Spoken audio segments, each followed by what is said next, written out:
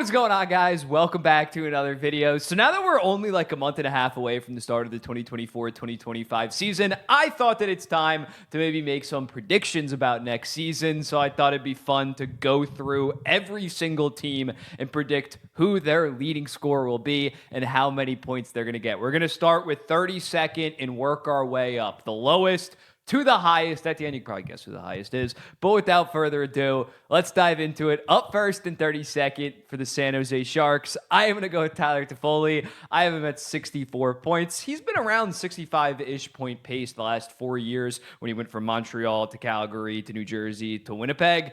I think that he's going to be playing a lot in San Jose with some pretty talented young guys. So as a result, I think that he can get to 64 points if he plays 19 minutes a night, top line, top power play. I'd be shocked if the San Jose Sharks have someone that goes for more than 70 points, though. Next up, the Calgary Flames. Nazem Kadri had a very good season this year with 75 points. I think he is going to go down a little bit. I have him at 65 points.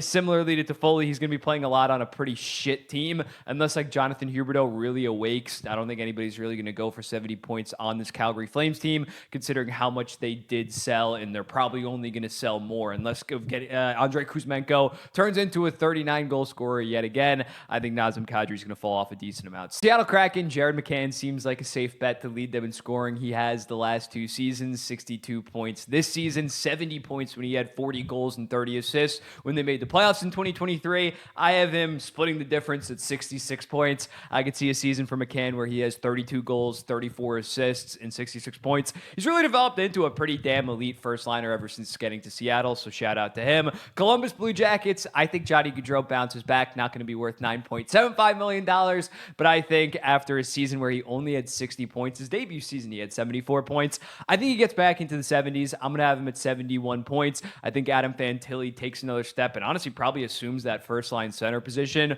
over Boone Jenner. Losing Patrick Laine definitely hurts him a little bit, but Patrick Laine didn't even play last year, so I think Gaudreau gets back into the 70-point club, but still a horrendous contract. Sticking in the Metro Division, Travis Konechny, fresh off of signing his new deal. I think he's going to score 71 points for the Philadelphia Flyers. Has not broken the 70-point mark once in his career, in part because he's gotten hurt both of the last 2 seasons. But I think Philadelphia really doesn't excite me offensively, but Konechny, if he can actually play it healthy, if he can play 80 games this season, I think he finally breaks the 70-point mark at 72 points. The Anaheim Ducks, I think that they're going to be a much more explosive offensive team, and as a result, I have Troy Terry scoring 74 points. He really came out firing his first 2 seasons, being around 70-ish point pace. Last year was a down year, but I think Anaheim's going to get back on track. The Montreal Canadiens, Nick Suzuki at 74 points, had 77 points this year. I could see Cole Caulfield's going up, Slavkovsky going up. I think Suzuki's going to be right around in that range as well. Going to have a very good season. I'm not saying Nick Suzuki is going to be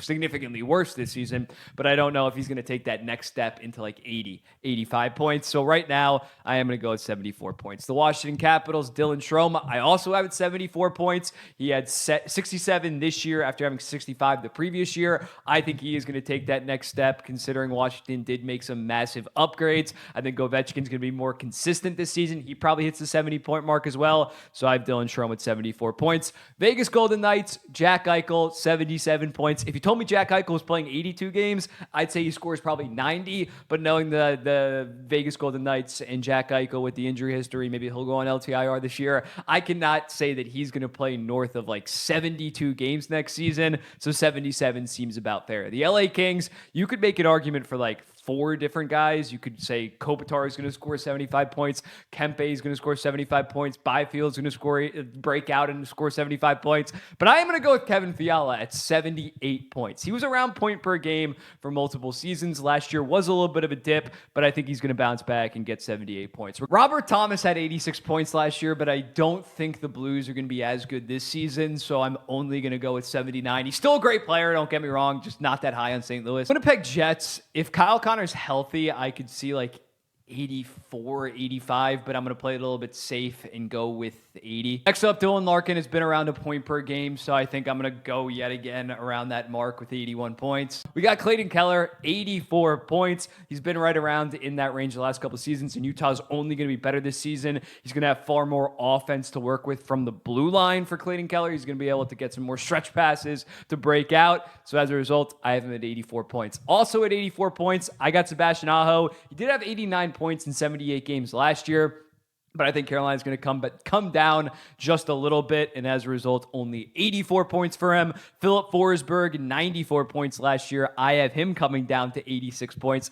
I think the wealth is going to be spread a little bit more in Nashville. Not sure that top line is going to play as much because that was really like their only line last season. So I think Philip Forsberg's going to come down, still have like a 40-goal, 46-assist season. My New York Islanders, Matt Barzal, 86 points last year. What he finished with? He was point per game right around. Was it 82 or 85 points? I don't know, but another full season with Bo Horvat, a guy like Anthony Duclair on that top line instead of like Anders Lee up there. I think that top line is really going to cook, and Barzal should be over point per game yet again. Sidney Crosby at 87 points. It's tough. He has pretty shit wingers to work with as of right now with no Jake Gensel, although he did play fantastic without Jake Gensel down the stretch.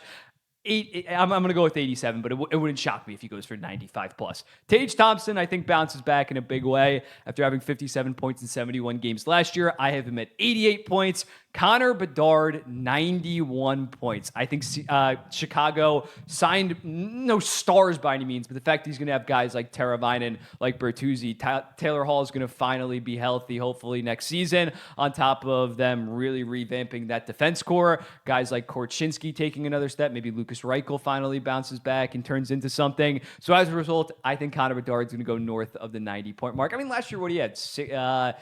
He had, doing the math, he had 61 points in 68 games, I believe. So it's not that ridiculous if he can stay healthy, and he takes another step at 18 to 19 and scores 91 points. Tim Stützle, 95 points. I think he bounces back in a decent way for the Ottawa Senators with that top line of him, Brady Tkachuk, and Claude Giroux. They need to show up in a big way if Ottawa wants to make the playoffs. Then we go from 95 points all the way up to 102 points with Jason Robertson. I have him at 102. He scored 109 in 2023, then went down to 82 points. But I think the Dallas Stars' entire offense last year, Pavelski did kind of start to fall off, so that line wasn't as productive. But I think they're going to bounce back in a big way. Artemi Panarin also at 102 points. I know he just had 120, so I'm saying for him to come back down to earth. I don't think New York's going to be as explosive as an offensive team. Panarin's still going north of 100, though. I am not trying to slight him. The Vancouver Canucks, Elias Pettersson, I think fully healthy, fully locked in after getting paid. I have him at 103 points. He's previously hit 102. He was on pace for like 103 at the 50-game mark last season. I think he gets back on track. Florida Panthers, Matthew Tkachuk, 104 points. Matthew Tkachuk last year started out with like 5 goals and 20 assists in his first 35 games or something horrible, by his standards horrible. And then towards the end, he was yet again that 109. He was like 115-point pace the final 50 games of the season. So I think that he's going to get back on track. He's going to be more so like his 2023 self, similarly to Jason Robertson. David Pastrnak, 108 points. This guy's posted 111 or 113 in 2023, 110 last year. I think he's going to yet again post a fantastic season, and hopefully Elias Lindholm can also be a solid number one center for him. Kirill Kaprizov, I've been high on Kirill Kaprizov. He's a sneaky heart pick for me. I have him at 109 as well. Something like 55 goals, 64 assists maybe would get him. No, that's 119. What am I saying? What I meant to say was 50 goals, 59 assists maybe would get him in some heart contention. Definitely would get him some heart votes. And when you look at him on a per game basis, and especially in the back half of last season, he's been right around that. He's an absolute stud. Jack Hughes, also 109 points. I'm not sure I'm ready to go glaze him as much as last season when I started like, 114, 150. He's going to be a Hart finalist. But I think if he is healthy, he's going to go north of 100, and I have him at 109. Austin Matthews, this might surprise people. I'm saying 112. Yes, he scored 69 goals last season and had 106 points, 107 points. He was getting horrible finishing from his teammates. I'm not sure he's going to get 69 points next season, but I could easily see 64 goals as well as what would he need? 48 assists. I think the assists are going to go up a decent amount, and as a result, he's going to be in Hart talks. He's going to finish with 112 points on the dot. Lock it in. Kucherov, 119 points after having 144. I'm not sure, even though the Tampa Bay upgraded with Gensel to Stamkos, not sure their power play is going to be by far the best in the NHL this season, like last year. On top of, it's just like insane. The thought of having back-to-back 125 point seasons when your name's not Connor McDavid just seems like impossible, in my opinion, and he has dealt with some injuries in recent years, so I'm going to play a little bit conservative and have him at 119. Nathan MacKinnon, 122. Same thought process here. 140 points last year. He got his heart. Maybe he takes it a little bit slower this year during the regular season. Doesn't care as much about the regular season, especially considering he only has one playoff round win the last 2 years. And lastly, Connor McDavid, 137 points. When looking at it, he got off to a disastrous start by his standards. Only had like 12 points in his first 13 games and still had 133 points. I think he gets back on track. Wouldn't shock me if he goes north of 145. I wouldn't bet on north of 150, but right now I'm going to go with 137. But yeah, let me know in the comments, what do you think about it? The more I think about it, the more I want to do McDavid like 143. I might switch that for an Instagram graphic, but let me know in the comments, what do you think about this? I believe I went over all 32 teams. If I'm forgetting a team, please comment it and I'll let you know who I think is going to lead their team in scoring and how much they're going to get. I'll be seeing the next one.